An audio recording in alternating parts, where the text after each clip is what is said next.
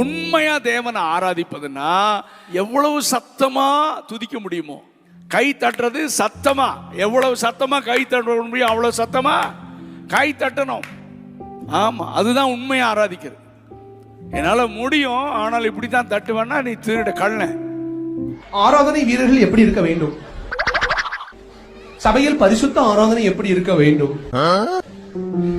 நிறைய பேர் கிளம்பியிருக்காங்க. Wesley Maxwell என்கின்ற நபர் ஆராதிப்பது எப்படி என்பதை நான் உங்களுக்கு கற்றுத்தருகிறேன் என்கின்ற கற்றுக் கொடுத்திருக்கிறார்.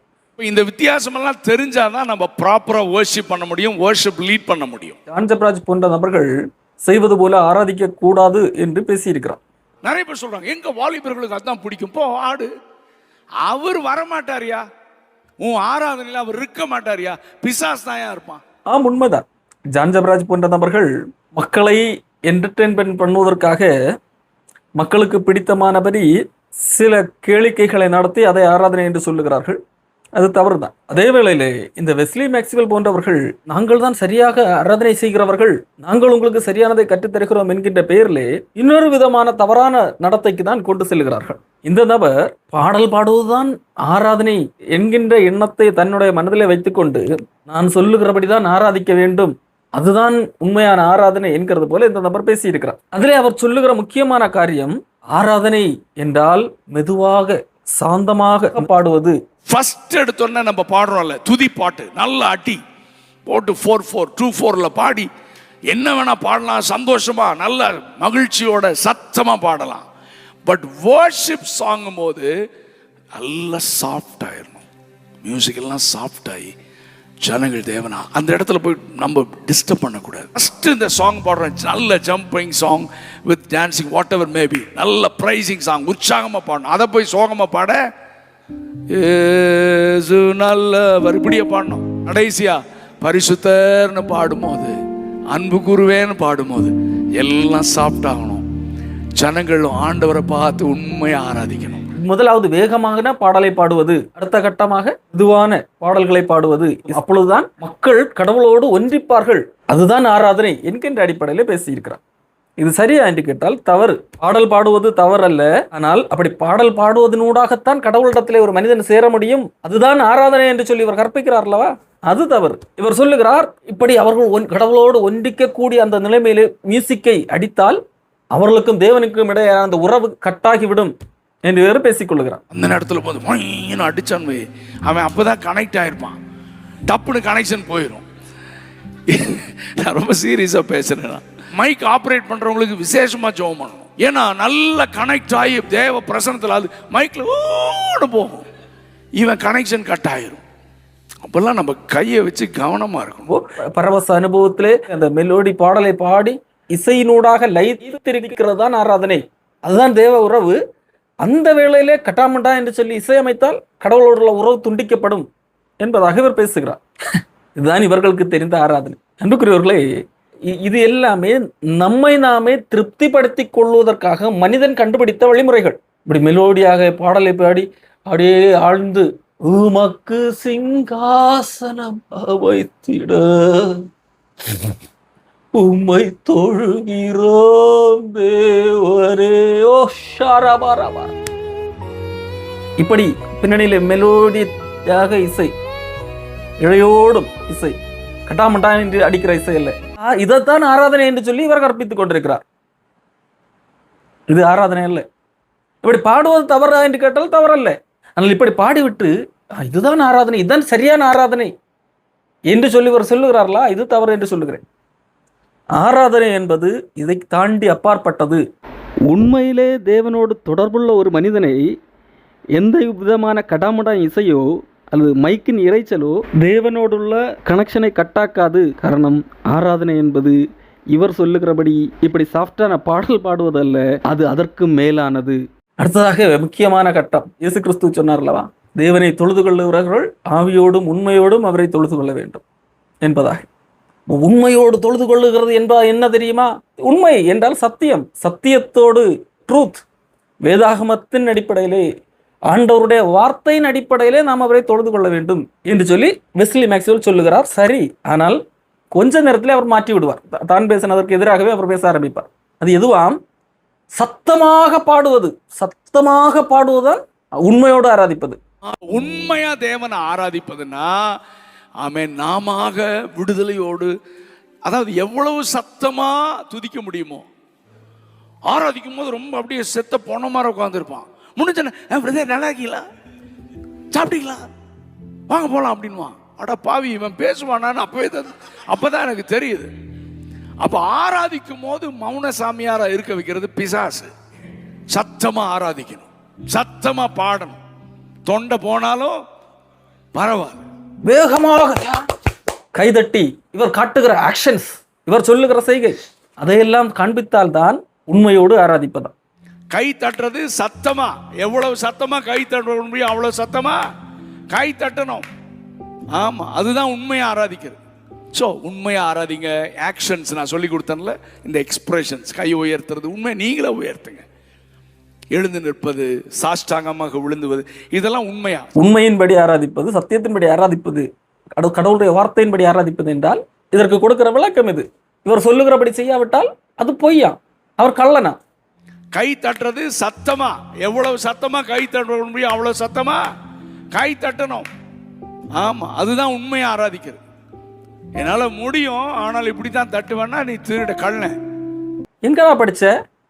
வேதாகமத்தில் எங்க எழுதி இருக்கிறது? வேகமாக கைதட்டி இவருக்கு சொல்லுகிறபடி ஆக்ஷன் பண்ணுவதுதான் சத்தியத்தின்படியான ஆராதனை, சத்தமாக பாடுவதுதான் சத்தியத்தின்படி ஆராதனை. எங்க எழுதி இருக்கிறது? வேதாகமம் என்ன சொல்லுகிறது தெரியுமா? சங்கீதங்களினாலும் ஞானப்பாட்டுகளினாலும் ஒருவருக்கொருவர் புத்தி சொல்லி, ஒருவருக்கொருவர் புத்தி சொல்லுகிற விதமான பாடல்கள் இருக்கிறது அல்லவா, அதை மற்றவர்கள் கேட்கத்தக்க விதத்திலே பாட வேண்டும். சத்தமாகத்தான் கத்தி கூப்பாடு போட்டு பாடுவதுதான் சத்தியம், மெதுவாக பாடினால் சத்தியம் இல்லை. அப்படி இல்லை. நோக்கம் என்ன? புத்தி சொல்லி, ஒருவருக்கு புத்தி சொல்ல வேண்டும் என்றால் அவருக்கு கேட்க வேண்டும், அவ்வளவுதான். அவருடைய காதை கிழிக்கிற விதத்திலே, தொந்தரவு பண்ணும் விதத்திலே, இறைச்சல் உண்டாக்குற விதத்திலே இருக்கக்கூடாது. கத்தி தொண்டை கிளிய பாடுவதுதான் சத்தியத்தின்படியான பாடல் அல்ல. மற்றவர்களுக்கு புத்தி சொல்லும்படியாக பாடுவது என்பது மற்றவர்களுக்கு கேட்க வேண்டும். ஏன்னா நான் பாடப்படுவதன் நோக்கம் மற்றவர்களுக்கு புத்தி சொல்வது. அதே வேளையிலே ஆண்டவரை பாடுவது என்பது எப்படி பாட வேண்டும்? பவுல் சொல்லுகிறார், இருதயத்தில் கர்த்தரை பக்தியுடன் பாடி. ஆண்டவரை பாட வேண்டும் என்பது இருதயத்திலிருந்து வர வேண்டும். அது இயல்பாக ஒருவர் சத்தம் போட்டு பாடுகிறவராக இருந்தால் தவறில்லை. ஒருவேளை சிலர் இயல்பாக வாய் திறந்து பாட மாட்டார்கள், மனதுக்குள்ளாக பாடுவார்கள், மனதுக்குள்ளாக ஆண்டவரை புகழ்வார்கள், தவறில்லை. ஒவ்வொரு மனிதரும் ஒவ்வொரு ரகம். ஆனால் இங்கே வெஸ்லி மேக்ஸ்வெல் இதை போன்ற பெந்தேகோஸ்தே கள்ளர்கள் என்ன ஒரு பொய் மாயத்தை உருவாக்கி வைத்திருக்கிறார்கள். சத்தம் போட்டு பாடுவதுதான் உண்மையான ஆராதனை, சத்தமாக கை தட்டுவதுதான் உண்மையான ஆராதனை என்று சொல்லி, இதிலே அதிக சத்தத்துடன் பாடுவதுதான் ஆராதனை என்று காண்பிப்பதற்காக இவன் பயன்படுத்தின யுக்தி என்ன தெரியுமா? கடவுளுக்கு காது கேட்காது என்பது. நம்ம ஒரு ஆளை கூப்பிடுவோம், அவர் காது கேட்கல, மறுபடியும் சத்தம் கம்மியா கூப்பிடுமா ஜாஸ்தியா கூப்பிடுமா? ஆமா, ஜாஸ்தியா, இன்னும் கேட்க ஜாஸ்தியா, இன்னும் கிரௌட் ஜாஸ்தியா. அப்போ எவ்வளவு பலன் இருக்கும் அது. ஆனா ஆராதிக்கும் போது மட்டும் சத்தம். ஆண்டவரை காது கேட்காத ஒரு நபரோடு ஒப்பிட்டு தான் இவன் பேசின இந்த பொய்யை நிரூபிக்க பார்க்கிறான். ஒரு காது கேட்காத நபர் என்றால் மெதுவாக கூப்பிட்டால் மட்டுமல்ல, எவ்வளவு சத்தமாக கூப்பிட்டாலும் அவருக்கு கேட்காது, முட்டாளை. ஆண்டவர் காது கேட்காதவரா? ஆண்டவர் இருதயத்தின் நினைவுகளையும் அறிந்திருக்கின்ற ஆண்டவர். அவரை சத்தமாக கூப்பிட்டால் தான் அவருக்கு கேட்கும் என்று சொல்வது எவ்வளவு அபத்தம். இவன் ஜான்ஜபராஜ கள்ளன் என்று சொன்னால் உண்மைதான். அதே வேளையில் இவனும் கள்ளன், கர்த்தருடைய வசனத்தை புரட்டுகிற கள்ளன். பெந்தேகோஸ்தே கள்ளர்களுக்கு எச்சரிக்கையாக இருங்கள். அடுத்து, ஆவியோடு ஆராதிப்பது என்பதற்கு விளக்கம் கொடுக்கிறேன் என்கின்ற பெயரிலே கிட்டத்தட்ட அரை மணி நேரத்துக்காக சம்பந்தம் இல்லாமல் ஏதோ பேசுகிறான். கடைசியில ஒரு வழியாக ஒரு வித விளக்கத்தை கொடுக்கிறான். அந்த பாட்டுல இருக்கிற அபிஷேகம் நிரப்பும் போது ஆட்டோமேட்டிக்கா எல்லாம் முழங்கால் போடுவாங்க, பாடுவாங்க. பாடும்போது ஆவியானவர் நிரப்புவார்.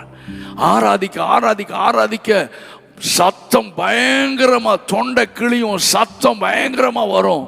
ஆராதனை நிறுத்த முடியல. எங்க பாஸ்டர் டேபிள் அடிப்பாரு, கொஞ்சம் நில்லுங்கப்பா, நிறுத்துங்கப்பா, நான் பிரசங்கம் பண்ணணும். ஏன்னா அன்னைக்கு ஆராதனை உண்மையா இருந்ததுனால அதை நிறுத்த முடியல. நான் என்ன தெரியுமா சொல்றேன்? அந்த நாட்கள் திரும்ப வரணுங்க. ஆவியோடு உண்மையோடு தேவனை ஆராதிக்கிறது. தனக்கு என்ன நடக்கிறது என்றே தெரியாத அளவிற்கு ஆராதிப்பார்களாம். பாஸ்டர் மேஜை போட்டு தட்டுவார்களாம். எனக்கு பிரசங்கம் பண்ண நேரமாகிவிட்டு நிறுத்துங்கள் நிறுத்துங்கள் என்று தட்டுவார்களாம். அதாவது இவர்கள் பரவச அனுபவம் என்கின்ற பெயரிலே வாய்க்கு வந்த உளறல்களை எல்லாம் உளறி உருண்டு புரண்டு இருக்கிற இடத்தை விட்டு எங்கோ விழுந்து கிடப்பார்கள். அதுதான் ஆவியோடு ஆராதிப்பது என்கிறதைத்தான் இவர் சொல்ல வருகிறார். அதை போல இப்பொழுது ஆராதிக்க வேண்டும் என்கிறதை இவர் இங்கே பேசுகிறார். ஆவியோடு உண்மையோடு தேவனை ஆராதிக்கிற அபிஷேகம் பெற்ற நாட்களில் பரிசுத்தாவில நிறைஞ்சு ஆராதிக்கும் போது சம்டைம்ஸ் முன்னால தான் உட்காந்துருப்போம், ஆராதனை முடியும் போது பின்னால் இருப்போம். அப்பெல்லாம் வெக்கம் இருக்காது, மற்றவங்க கிண்டல் பண்ணுவாங்க, ஒண்ணுமே இருக்காது. ஆவில களிகூர்ந்து ஆராதிக்கிறது, அதுதான் ஆவியோட ஆராதனை, அதுதான் உண்மையோட ஆராதனை. வேதாகமத்தில் இப்படியா சொல்லப்பட்டிருக்கிறது? வேதாகமத்திலே எங்கேயாகிலும் இப்படி ஆராதனை என்பது இப்படி வேகமாக பாட்டு பாடுவது அல்லது மெதுவாக பாட்டு பாடுவது, என்ன நடக்கிறது என்பதை உணராமல் ஒரு இடத்துல இருந்து இன்னொரு இடத்துல போய் விழுந்து கிடப்பது, இதுவா ஆராதனை? இல்லை. வேதாகமம் எதை ஆராதனை என்று சொல்லுகிறது தெரியுமா? பழைய ஏற்பாட்டிலே ஆராதனை என்று சொல்லுகிறது ஆண்டவருக்காக பலி செலுத்துவது என்கிறதை காட்டுகிறது. ஆபிரகாம் தன்னுடைய மகனை பலி செலுத்த போகும்போது என்ன சொல்லுகிறார்?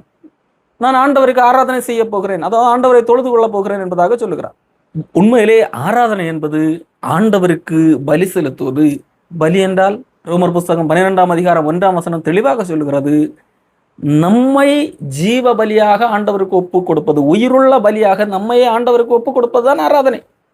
நம்மையே ஆண்டவருக்கு அர்ப்பணிப்பது, பலியாக கொடுப்பது, நம்முடைய வாழ்க்கையை ஆண்டவருக்கு ஒப்பு கொடுத்து வாழ்வது, நம்முடைய வாழ்க்கை தான் ஆராதனை. ஆவியோடும் உண்மையோடும் ஆராதனை என்பது நம் முழு ஆவியோடு முழு ஆத்மாவோடு நம்முடைய முழு இருதயத்தோடு ஆண்டவருக்கென்று நம்மை ஒப்பு கொடுத்து வாழ்வது ஆண்டவருடைய வார்த்தையின்படி. அதுதான் அதனுடைய பொருள். ஆண்டவர் இயேசு கிறிஸ்துவை விசுவாசிக்கும் போது பரிசுத்த ஆவியானவர் நமக்கு தரப்பட்டிருக்கிறார். அவர் நம்மை நடத்துகிறதன்படி நம்முடைய வாழ்க்கை வாழ்வது, நம்முடைய வாழ்க்கை தான் ஆராதனை. அப்போ அப்படிப்பட்ட வாழ்க்கை நாம் வாழும்போது ஆண்டவரை மகிமைப்படுத்தும்படியான பாடல்கள் பாடுவது தவறல்ல. ஆனால் அந்த பாடல் பாடுவதுதான் ஆராதனை என்று சொல்லி இவர்கள் புகுத்துகிறார்கள் அல்லவா, அது தவறு. இப்படி பாடினால்தான் அது ஆராதனை, இப்படி பாடினால் அது ஆராதனை கிடையாது. சத்தம் போட்டு பாடினால் ஆராதனை, வேகமாக கைதட்டி பாடினால் ஆராதனை. ஒருத்தன் அமைதியாக நிற்கிறான், ஆண்டவரை தியானிக்கிறான், ஆண்டவர் செய்த தியாகங்களை நினைவு கூறுகிறான், ஆண்டவருக்கு என்று வாழ அர்ப்பணித்து வாழுகிறான், அதெல்லாம் ஆராதனை கிடையாது. சத்தம் போட்டு பாட வேண்டும், வேகமாக கைதட்ட வேண்டும். இவர்கள் பாடல் ஆரம்பிக்கும் போது இங்கே நின்றால் அந்த பாடல் முடியும் போது பின்னாடி எங்கேயோ விழுந்து கிடக்க வேண்டும், அதைத்தான் ஆராதனை என்று இவர்கள் சொல்லுகிறார்கள். தவறு. இந்த பெந்தேகோஸ்தே இந்த தவறான போலி ஆராதனை முறைமை ஆரம்பித்து ஒரு 120 ஆண்டுகளாகிறது. இதுதான் ஆராதனை என்கின்ற போலி மூடத்தனம் கிறிஸ்தவத்துக்குள்ளாக நுழைக்கப்பட்டு அதனுடைய அடுத்தடுத்த வளர்ச்சி தான் ஜான் ஜபராஜ் போன்றவர்கள். இந்த நபர்களுக்கு, இந்த பெந்தேகோஸ்தேக்காரன் ஒருத்தனுக்கும் ஜான் ஜபராஜ் போன்றவர்களை குற்றம் சொல்வதற்கு ஒரு தகுதி கிடையாது. ஜான் ஜபராஜ் செய்வது ஆராதனை கிடையாது, உண்மை. இது ஏன் ஸ்டைல்? ஏண்டா அது ஒப்பாரி, இதுதான் வேற மாதிரி. ஜான் ஜபராஜ் இதில் கேட்டா என்ன சொல்லுவான்? எனக்கு தெரிந்ததுதான், நான் இப்படிதான் பண்ணுவேன்னு சொல்லுவேன். இது ஏன் ஸ்டைல்? அதே போலதான் இவர்களுக்கு தெரிந்ததை பண்ணிவிட்டு இதுதான் ஆராதனை என்று சொல்லி மக்களை ஏமாற்றி கொண்டிருக்கிறார்கள் 120 வருடங்களாக. அதற்கு முன்பதாக இப்படியெல்லாம் கிடையாது. தயவு செய்து மக்களை விழிப்படையுங்கள். இந்த பக்கம் ஜான் ஜபராஜ் கள்ளன் என்று சொல்லி காட்டிவிட்டு இவர்கள் நல்லவன் போல தங்கள் யோக்கிய வேஷம் போடலாம். வெஸ்லி மேக்ஸ்வெல் மட்டுமல்ல, எல்லா பெந்தேகோஸ்தேக்காரன் என்றால் வேத வசனத்தை விட்டுவிட்டு, அதாவது சத்தியத்தை விட்டுவிட்டு உணர்ச்சிகளுக்கு மக்களை அடிமைப்படுத்துகிறவன், பிசாசினால் ஏவப்பட்டு நடத்தப்படுகிறவன். தயவு செய்து இப்படிப்பட்டவர்களை விட்டு விலகுங்கள். கர்த்தருடைய வார்த்தை முக்கியமா இல்லை இந்த கள்ளர்கள் பேச்சு, பொய்யான பேச்சு முக்கியமா? சிந்தியுங்கள், முடிவெடுங்கள்.